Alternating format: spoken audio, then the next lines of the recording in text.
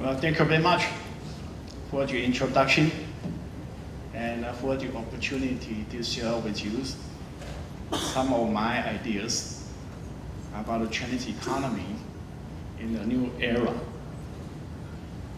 As I mentioned, this year is the 40th anniversary of China's transition from a planned economy to a market economy. And 40 years ago, when China started this transition in 1978, China was one of the poorest countries in the world.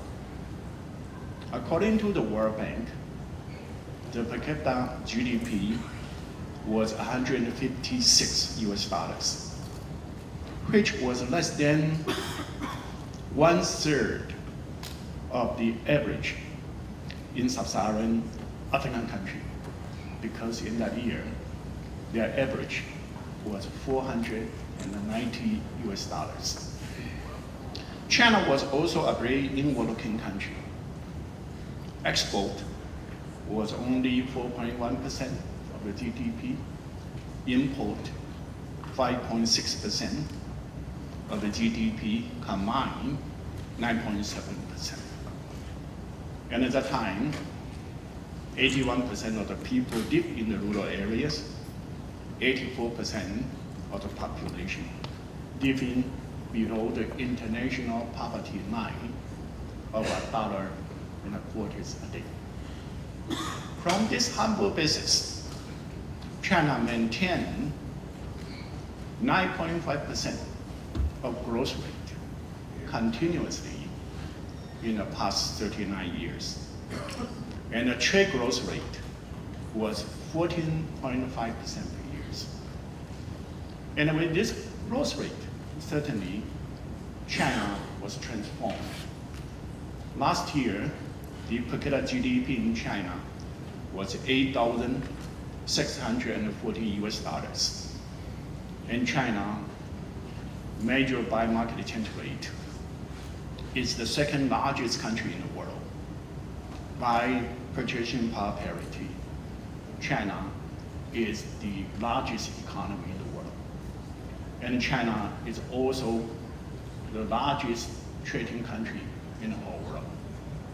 And against this backdrop, President Xi Jinping last year at the 19th Party Congress announced China now enters a new era.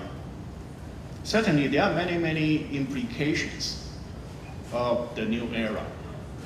But as an economist, I'd like to discuss with you a few aspects. I'd like to mention there are 3 things that will not change in this new era.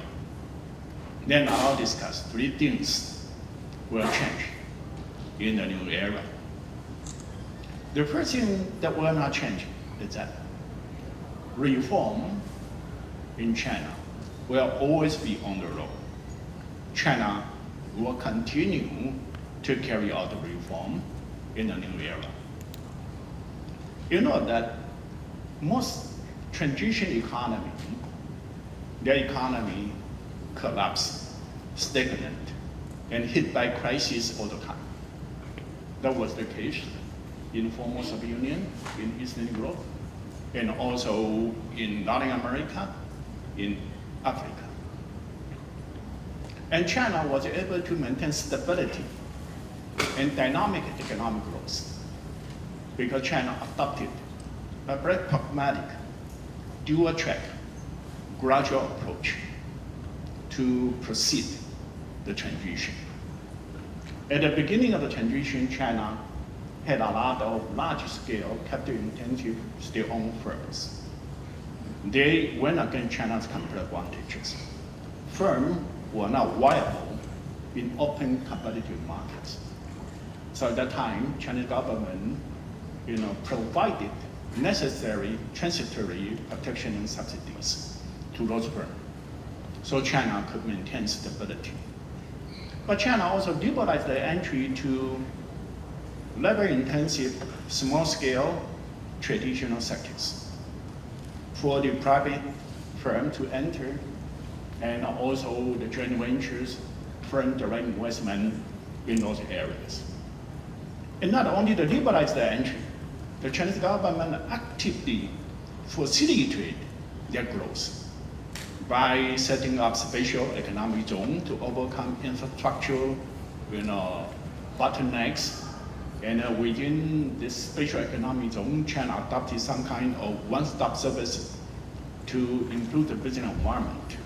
So quickly, turn those kind of sectors which were consistent with China's competitive advantages into China's competitive advantages. And with that growth, accumulated capital in the industrial grading, China benefit from the latecomers' advantages. And that was the reason why China was able to maintain stability and dynamic economic growth. But China also pays some prices for that, because the need to protect all sectors means all kinds of government interventions, distortion in the market system. And those kind of intervention, distortion cause certainly, on the one hand, misallocation of resources, on the other hand, rent and rent-seeking corruption. And now, after 40 years, certainly competitive advantages in China changes. Many of the old firms in the past, when China was a low-income country, they went against competitive advantages. Today, they are consistent with China's competitive advantages. And protection and subsidies to them will cause all kinds of social political problems. So China needs to deepen the reform, remove all the remaining legacies during the transition process. And that was the reform program announced by the Chinese government in 2013 to deepening the reform, allow market to play a decisive role in the resource allocation. Certainly, those kind of programs will take time to implement. But my position is that even China, implement all those reform programs, new programs will emerge in the reform, in the growth process. So, in fact, we do not have a perfect system in the world. And so with the growth, new problem will emerge. China will have to continue to have a reform agenda. So that's my first position. Reform will be forever. And the second thing, even though China already achieved 39 years, and this year 40 years, of 9.5% growth, but China still have a big potential to maintain high growth. The reason why China could maintain 9.5% growth in the past 39 years, it was because of latecomers' advantages. And like other East Asian economies, they benefit from that. But after these 39 years, how large is the latecomers' advantages? I think it depends on how large the technological gap that China still have with the high-income country. And I think the best way to measure the gap is to look at the income gap between China and advanced countries like the US. And according to Madison, in 2008, the per capita GDP measured by purchasing power parity in China was 21% of the per capita GDP of the US in that year. And that was similar to Japan in 1951, Singapore in 1967, Taiwan, China in 1975, and Korea in 1977.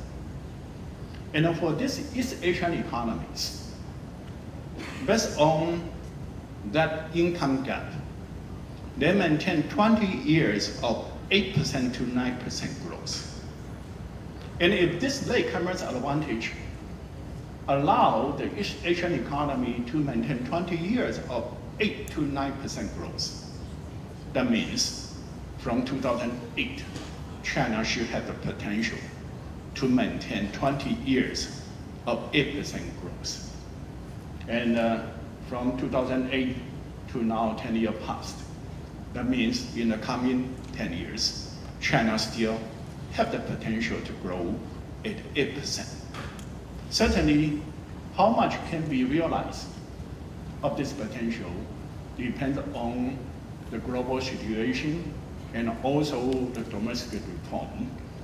But I'm confident it's possible for China to maintain around 6.5% growth. Even the external environment and the domestic reform program and so on. And that means if China maintains 6.5% growth, currently China GDP is about 16% of global GDP. China will contribute about 1 percentage point to the global growth each year. And currently the global growth is about 3%. So that means China will continue to contribute about 30% to the global growth. That's my second point. China still has the potential to maintain high growth. And the third thing will not change is that the economic relation between China and the US is complementary. Although there's a lot of attention to the trade war between China and the US. And I think that the current attention is to the trade deficit, trade imbalance between China and the US. Currently last year China enjoyed about $370 billion US trade surplus, which was about 44% of the US trade deficit. And it was an increase from 1985 at the time China had $60 million US trade surplus, and which was only 0.3% of the US trade deficit. And so many people think the increase in the US trade deficit or trade imbalance, China was the main cause. However, for people in East Asian economy, we know, after the Second World War, US was the highest income country. And the US lost comparative advantages in the labor-intensive type of products. So in the 1950s, 1960s, Japan produced those kind of labor-intensive products and export to the US, and then Japan enjoyed large trade surplus. By the time of 60s, 70s, the wage rate in Japan increased. Those kind of labor-intensive products shipped to Korea, Taiwan, Hong Kong, Singapore, Thailand, Malaysia. And the US trade deficit shipped to those East Asian newly industrialized economies. By the time of 1980s, the wage rate in the East Asian newly industrialized economy increased. At the same time, China started to open up the economy and to follow the East Asian pattern of growth. And at that time, certainly, trade deficit concentrated to China. However, although the US trade deficit with China was huge, but US trade deficit in East Asian economy actually declined. In 1980s, more than 100% US trade deficit came from East Asia. Now it dropped down to about 50%. So in effect, the enlarging trade imbalance in the US was not because of East Asian, was not because of China. It was, people know, US saved too little, consumed too much. And so under the kind of situation, trade war certainly is not good for China, but it's not good for the US either. And even one day, the per capita income in China may reach the same level as the US. But at that time, the mechanism for trade will change from textual-oriented model to procurement specialization. And each country can specialize on certain things. and to trade, and will also benefit from each other. And so I think that trade is beneficial to US and to China and to the world. And I hope this kind of rationality can win other, concern. That's the third thing. And that third thing that will change us due to the time. I'll speak very fast. The first thing will change is that with the increasing income, people's expectation in China will change. They will change from just demand quality. They like to have a better quality of life, work environment, and food security, food safety. They also like to have more freedom. So the pattern of growth and the governance in China will have to change. The second thing will change is that the global economy may enter into a period of storming. Even after 10 years of the global financial crisis, the high-income country has not fully recovered, including the US. We know that before the crisis, from 1960 to 2007, the average annual growth rate of the US was 3.4%. And then after 10 years, people say US had the best recovery, but actually, according to IMF, US this year's growth rate will be only 2.8%. Next year will drop down to 2.5, and has not recovered to 3% yet. And the reason why after 10 years, the high-income country has not fully recovered, because high-income country has not fully carried out the structural reform. So situation like Japan, to have 20-year, 25-year growth status can be a scenario. And with slow growth, populism, and protectionism, nationalism may arise in a high-income country. And so situation like Brexit or Trump elected to the president, those kind of things happen, create all kind of new challenges to the world. And also during this period of time, the high-income country may use, ease money, monetary policy, injection money to smooth the economy, and causing now, I think, a huge bubble in the equity market. So not only, those kind of protectionism and so on, we may have to prepare some unexpected crisis in the coming year. That's the second thing will change. The third thing related to Professor Yu's, presentation, global governance will change. After the Second World War, the global governance was shaped by the high-income country, like the United Nations, like the Bretton Woods system. The advantage was that the system helped the world to avoid, big conflicts. So we did not see the World War to happen. But in terms of its ability to help the developing country to have a growth to narrow the gap, I think this kind of global system did not help much, because so far only two economies moved from low income to high income. One is Korea, the other one, Taiwan, China. Mainland China may be the third one by the time of 2025. Most developing countries during this period of time, they've been trapped in low income status and middle income status. And so I hope with the rise of China, China certainly need to play more important role in the global governance. With the rise of East Asian economies also need to play more important roles. And I hope this kind of change in global governance will help other developing countries to achieve better performance in the growth, to reduce poverty, and to ensure prosperity. One reason why that in the post-war world, there are so many efforts, but the situation did not improve, was because of most theory came from the high-income country. And most policy based on the theory came from high-income country. But we know the applicability of a theory very much depends on the preconditions. And the theory from the high-income country in general assumed the precondition in high-income country, and which did not exist in the developing world.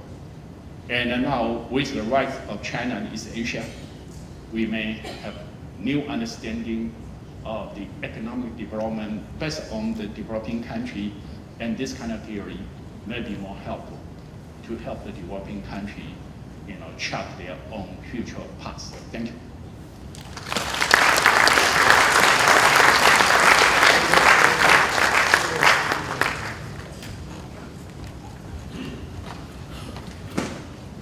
Okay. Thank you, Justin.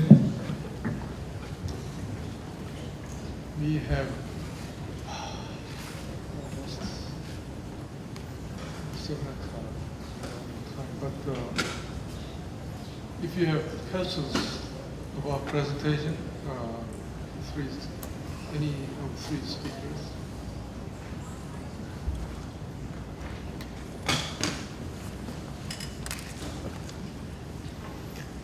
Thank you.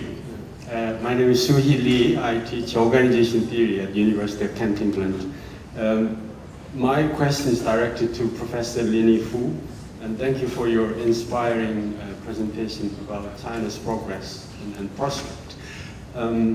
If you're saying that a new theory or perspective developing out of China's experience of the past 40 years of transition, as you know, China is massively investing in Africa.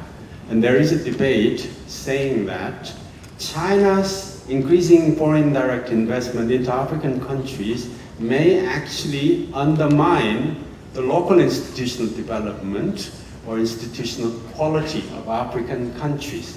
It's debatable.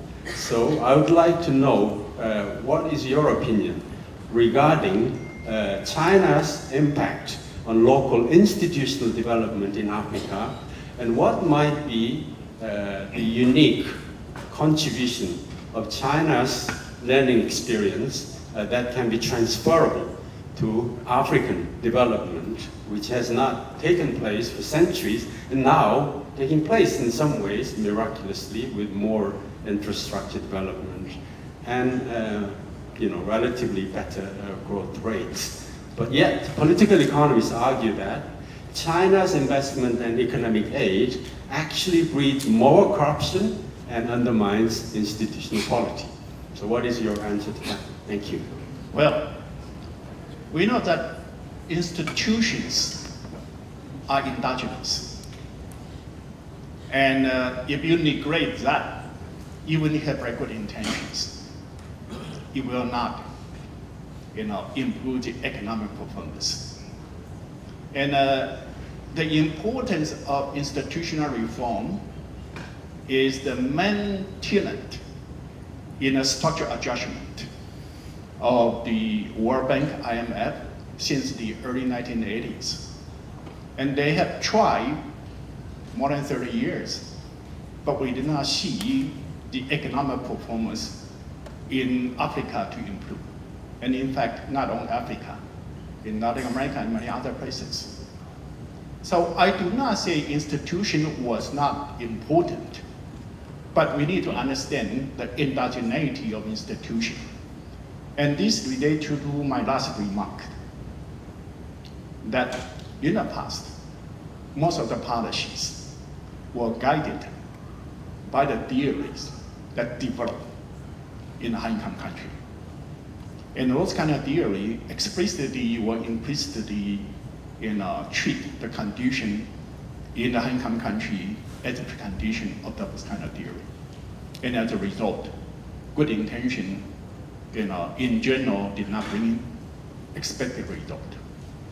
And China's effort in Africa, including the Belt and Road Initiative, I think that may be more helpful. Because if you travel to any developing country today, we see the bottleneck of their growth is infrastructure. And if you help to remove the infrastructural bottleneck, then the country certainly can grow much faster. And I can give you one example. Ethiopia. It's a landlocked country. And if you look into the so-called new institutional school ideals, Ethiopia should perform breakthrough in the last 5 years. Because in 2012, according to the World Bank Doing Business Indicators, and that is an indicator for institution, right? In 2012, Ethiopia ranked 127 in the world, among 187. This year, according to just released Doing Business Indicators, Ethiopia dropped down to 156. It's a drop of 29 ranks. So if you use the institutional perspective, Ethiopia should be the worst country in the whole world, right? But if you look into the realities, Ethiopia in the past 5 years maintained 9.7% growth. The highest growth in Africa, the highest growth in the world. And not only so.